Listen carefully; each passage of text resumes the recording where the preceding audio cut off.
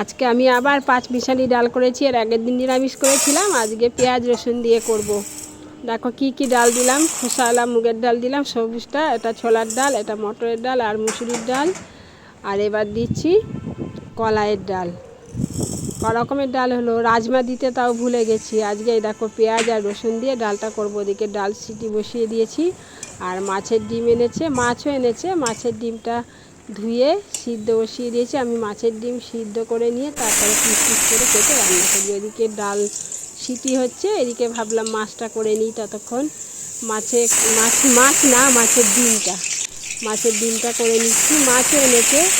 মাছের ডিমে দেখো কালো জিরে আর কাঁচা লঙ্কা ফোড়ন দিলাম, আর একটু পেঁয়াজ ঘষে দিয়েছি। এই যে মাছের ডিম সিদ্ধ হয়ে গেছে দেখো, এবার পিস পিস করে কেটে নিলাম। আর মশলা কষে গেছে, মশলার মধ্যে মাছের ডিমটা একটু ভাজা ভাজা করে নেব মশলার সাথে কষিয়ে। দেখো আমার মাছের ডিম পুরো কষে গেছে। হালকা একটু জল দিয়ে দেবো, বেশি জল দেওয়া হয়ে গেল। জলটা শুকিয়ে নেব, শুকনো শুকনো করে একদম ডিমের কষা, খেতে খুব ভালো লাগে। হয়ে গেছে আমার ডিম, মাছের ডিম রেডি। এইবারে করব ডাল। ডাল ওদিকে সিটি হয়ে গেছে, ডাল এবার ফোড়ন দেব। তেজপাতা, শুকনো লঙ্কা, জিরে আর লবঙ্গ, এলাচ, দারচিনি ফোড়ন দিলাম। পেঁয়াজটা কুচিয়ে দিয়ে দিলাম। আর আদা রসুন মিক্সিতে করে নিয়েছি।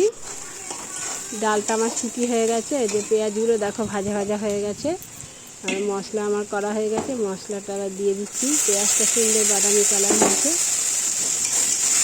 আদা রসুন আর কাঁচা লঙ্কার পেস্ট, মশলাটা কষে গেছে। ডালটা ঢেলে দিলাম।